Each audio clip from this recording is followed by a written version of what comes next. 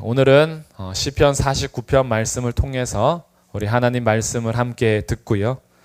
우리에게 가르쳐 주시는 진리의 빛을 또 비춤받아 이 땅에서 허락하신 삶을 또 살아가는 한 걸음이 되기를 바라봅니다. 오늘 시편 49편의 시도요, 고라 자손의 시로 인도자를 따라 부르는 노래, 그래서 기도의 노래, 찬양의 노래, 예배 가운데 함께하는 그런 노래로서 기도하는 내용입니다. 이 내용들을 이렇게 쭉 읽다 보면요, 이렇게 오늘날의 질문을 던지는 것과 같은 질문을 던지고 있어요. 돈으로 다 된다고 하는 그런 우리 사고방식, 돈이면 충분하고 돈이면 모든 문제를 해결할 수 있다. 그리고 내가 이 땅에서 꼭 죽지 않을 것처럼, 영원히 살 것처럼, 내가 가진 모든 것을 내가 다 누리다 갈 수 있을 것처럼 살아가면서도 그것을 다 깨달아 알지 못하는 이 땅의 세상의 풍조랄까요? 우리의 사고 방식에 꼭 질문을 던지는 것처럼 오늘 우리에게 이렇게 시편이 질문을 던지고 또 대답을 하고 그런 구조를 갖고 있습니다. 분명히 이것이 쓰여진 시기가 구약의 시대, 그러니까 기원 전 시대임에도 불구하고 짧게 지났어도 2000년 이상이 지난 과거임에도 불구하고요, 사람이 살아온 방식이 변하지 않고 있었다라는 것을 알게 돼요. 오늘날에도 돈이 최고다라고 하지만 2, 3천 년 전에도 돈이 최고였다. 가진 것이 많으면 모든 것을 다 할 수 있다라고 여겨지는 그런 우리의 생각은 변하지 않았다라는 것을 알게 돼요. 거기에 대해서 오늘 시편 49편은요 이렇게 선포하면서 시작합니다. 뭇 백성들아 다 들어라. 세상의 거민들 모두 귀를 기울여라. 모두 다 들어봐라. 2절에 보니까 귀천 빈 부를 막론하고 다 들어라. 귀한 자든지 천한 자든지 가난한 자든지 부한 자든지 세상 모든 백성들은 다 들어라. 왜냐하면 내 입이 지금부터 지혜를 말할 것이며 명철을 작은 소리로 읊조릴 것이다. 귀를 기울여 봐라 라고 지혜와 명철을 선포하겠다 이렇게 얘기하고 있어요.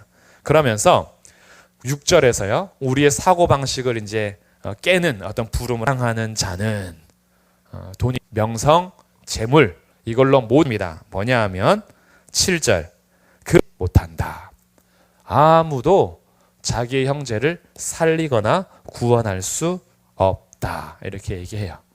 선언을 하는 거죠. 선포입니다. 그리고 이것은 사실은 우리의 인생에서도 배우는 거예요. 9절에 보니까 그가 영원히 살아서 죽음을 보지 않을 것인가?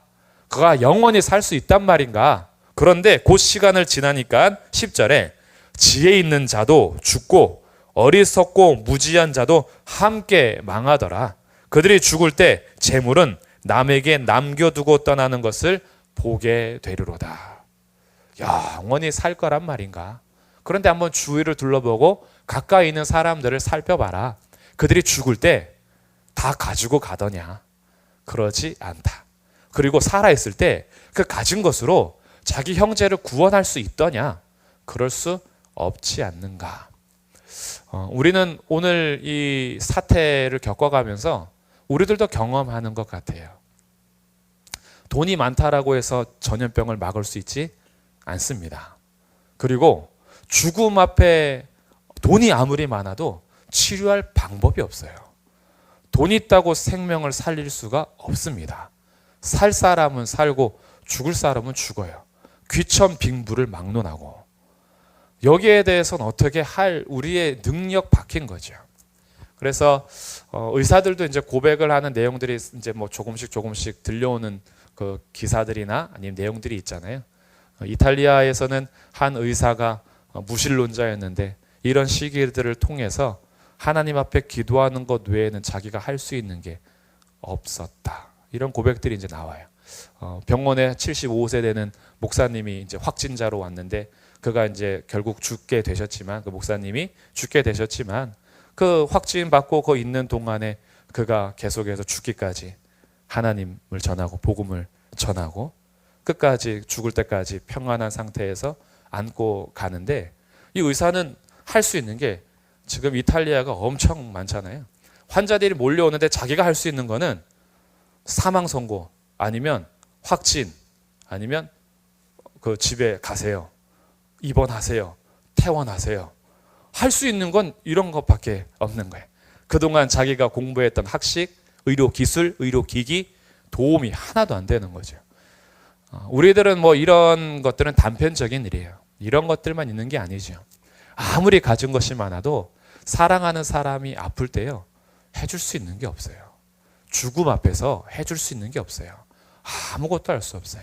우리 형제가 죽음을 맞이했다라고 해서 나의 돈이 그를 구원할 수가 없어요. 영원히 가져갈 수 있는 것도 아니고 영원히 살 수 있는 것도 아니죠. 육체적인 것도 이런데 더 큰 문제가 있습니다. 우리 영혼에 대한 값은요, 치를 수가 없어요. 7절에 계속해서 이런 말을 합니다. 아무도 자기 형제를 구원하지 못하며 그를 위한 속전을 하나님께 바치지도 못할 것은 그들의 생명을 속량하는 값이 너무 엄청나서 영원히 마련하지 못할 것임이니라. 하나님 앞에 치러야 될 값, 죄로 인하여서 이 생명을 잃었는데 여기에 대해서 속전을 하려면 우리 이 죄를, 우리의 생명의 값을 속하기 위한 돈을 지불하려면 감당할 수가 없어요. 왜냐하면 그 값이 엄청나서 영원히 마련해도 마련할 수 없는 그런 값인 거죠. 예수님 비유 속에서 10,000달란트 빚진 자처럼, 10,000달란트는 세대를 거듭해도요 갚을 수가 없는 돈이 10,000달란트예요. 이거는 뭐 아무리 돈을 많이 벌어도 하루에 뭐 1억씩 벌어도 안 되는 거예요. 5대가 살아도 6대가 하루에 1억씩 벌어도 갚을 수가 없는 돈이에요. 그러니까 하나님 앞에 우리 죄값을 치르는 것은요, 사실은 이 땅에 가진 부를 다 모은다고 해서 갚을 수 있는 것이 아니다. 생명의 속전은 그 값이 어마어마해서 돈으로 그의 죄값을 치르고 생명을 구원할 수 있는 것이 아니다. 그래서 죄로 인하여서 한 번 죽는 것이 정해졌는데 과연 이 죽음을 피할 수 있는 자가 누구냐 이거죠. 아무도 그럴 수 없다.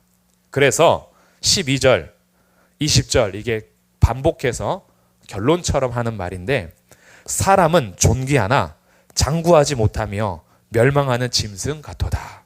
20절 보니까요, 존귀하나, 사람은 존귀하지만 깨닫지 못하는 사람은 멸망하는 짐승 같도다. 사람이 존귀한 거는 사실이에요. 하나님께서 그렇게 만드셨으니까. 사람은 미생물이 진화해가지고 어느 날 그것이 이렇게 뭔가 진화를 거듭해서 원숭이가 또 갑자기 진화해서 이렇게 사람 된 게 아니에요. 사람이 존귀한 이유는 우연의 산물이 아니고 진화의 결과가 아니라 사람은 하나님 형상대로 창조되었기 때문에 존귀한 거예요. 하나님의 형상을 따라 지음받은 사람은 그 지음받은 자체로 존귀한 게 맞아요. 그런데 왜 멸망하는 짐승처럼 되었는가? 죄 때문이죠. 죄로 인하여서 존귀한 자들이요, 짐승하는 사람처럼 돼버렸어요.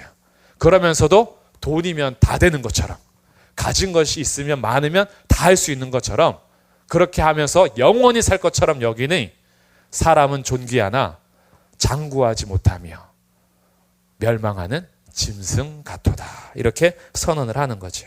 그러면서 20절에서는 사람이 존귀하긴 하나 깨닫지 못하는 사람은 멸망하는 짐승 같도다. 그러면 어떻게 할 것인가? 우리에게 이제 소망이 없는 거예요. 우리를 인도하는 목자가 한 명 소개되는데, 목자가 누구냐 봤더니 14절에 그들은 양같이 수월에 두기로 작정되었으니 사망이 그들의 목자일 것이라. 목자가 누구예요? 사망이에요. 사망이 양들을 데리고 갑니다. 어디로 갈까요? 사망으로 가는 거죠. 사망이 목자가 되어서 양들을 사망으로 데려가는 것. 죄의 값은 사망이니까요. 죄에게 순종하고 죄에게 종로로 타는 결과는 결국 사망이에요. 이 사망의 값을 치를 수가 없다. 돈으로도 못 가요, 하나님 나라. 아무리 돈이 많아도 이 값을 치를 수가 없어요. 그러니 사람은 존귀하나 깨닫지 못하면 짐승과 같아. 그래서 우리의 종말이 사실은 이와 똑같아요. 사망이 그들의 목자가 되는 것처럼 우리가 죄와 허물로 죽었던 자요, 우리의 목자도 사망이었던 거죠. 그래서 죄의 종이고 사망의 종이고 사탄과 마귀의 종노릇하던 우리들의 삶, 도무지 희망이 없는 삶, 돈으로도 해결할 수 없었던 이런 사망의 오늘 핵심은 15절에서 나옵니다. 여기에 이제 반전이 하나 나와요. 15절 말씀은 우리 같이 한번 읽어보겠습니다. 15절 시작. 그러나 하나님은 나를 영접하시리니 이러므로 내 영혼을 스올의 권세에서 건져내시리로다. 아멘. 여기서 영접하시리니 라는 단어는 구속하심이니 라는 단어예요. 구속하셨다. 구속했다 그러면 어린이들은 항상 감옥에 끌려가는 거, 수갑 채우는 구속을 많이 생각해요. 여기서의 구속은 값을 지불하고 샀다라는 이런 구속이에요. 노예로 팔려가야 하고 죽어야 되는데 그 죽음의 값, 노예 값을 내가 대신 지불하여서 그를 구원해냈다. 그래서 구원, 값을 지불하여 구원해낸 것을 구속이라고 합니다. 그럼 여기에서 이 원래 단어는 그러나 하나님은 나를 구속하실 것이다. 나를 구원하실 것이다. 이러므로 내 영혼을 수올의 권세, 지옥의 권세에서 건져내실 분은 오직 하나님밖에 없습니다. 구원은 사람으로서 할 수 있는 게 아니에요. 사람으로서는 할 수 없으나 하나님으로서는 할 수 있느니라. 사람이 자기가 가진 것으로 구원을 스스로 이룰 수가 없습니다. 우리의 영혼을 구원할 분은 하나님께서 밖에서 우리를 건져내실 때만 가능한 거예요. 그래서 우리를 건지시기 위하여 예수님께서 우리의 죄값을 치르러 이 땅에 오신 거죠. 세상 모든 것을 다 가져도 치를 수 없는 값을 하나님이신 그분이 이 땅에 오시어 우리를 대신하여 똑같은 사람으로 오시어 우리의 죄값을 완전히 치르심으로 그 생명의 속전이 치루어진 겁니다. 그러니까 예수님 외에는 우리를 구원할 만한 이름을 가진 이가 없어요. 우리를 구속하고 우리를 죄에서 건지고 사망에서 끌어낼 수 있는 것은 하나님밖에 할 수 없는 일입니다. 여기에 소망이 있는 거죠. 사망이 우리의 목자였는데 또 다른 목자가 오셨어요. 또 다른 목자가 오셔서 사망의 권세를 깨트리셨습니다. 사망의 권세를 깨트리셔서 사망을 목자로 가고 있던 양들의 그 주도권을 오히려 이 목자가 쥐고 다시 방향을 틀어서 양들을 푸른 초장으로 데려가시는 거예요. 이 목자가 누구예요? 요한복음 10장에서 나는 선한 목자다. 나는 양들을 위하여 목숨을 버린다. 선한 목자는 양들을 위하여 목숨을 버리심으로 이 양들을 사망에 끌려가게 하지 않고 사망의 권세를 깨트려서 사망의 목자를 박살내시고 오히려 우리를 생명의 길로 인도하시는 선한 목자 예수님이 오신 거죠. 그래서 우리의 구원은 이 땅에 가진 것이 아니라 오직 예수님으로만 가능합니다. 이것이 우리가 가진 복음인 거예요. 그래서 이 세상을 살아가면서 모든 사람들이 재물을 자랑하고 자기의 지위를 자랑하고 가진 것으로 평안을 얻으려 하고 만족하려 하나 우리는 이미 모든 것을 가진 자들입니다. 예수 그리스도로 인해서 모든 것을 가진 자예요. 그래서 교회는 세상에게 줄 수 있는 완벽한 것이 하나 있어요. 예수 그리스도를 전할 수가 있습니다. 세상에서 이해하지 못하더라도 우리가 잃어서는 안 되는 맛이에요. 소금이 짠맛을 잃어버리면 밖에 버려져 길가에서 그냥 밟힐 뿐이에요. 우리가 가지고 있는 이 짠맛, 복음의 맛을 잊어버리면, 우리가 복음의 맛을 잃어버린다면 그 사망의 목자, 사망이 목자 돼서 가는 그들에게는 아무 곳으로도 다시 돌이킬 방법이 없어요. 사망으로 가는 자들을 돌이킬 수 있는 유일한 방법은 예수님께로 인도하는 것밖에 없는 겁니다. 그렇기 때문에 이것이 잃지 말아야 될 교회가 가진 짠맛이죠. 이것은 결국 드러나게 될 겁니다. 빛으로 오신 예수 그리스도께서 빛의 자녀들을 드러내시어 복음을 비추어 사망으로 가는 자들, 죄로 인하여서 어두워진 자들 예수님께서 빛으로 이끌어내실 거예요. 이것이 우리가 가진 유일한 소망인 거죠. 그래서 오늘 다시 질문을 하는 거예요.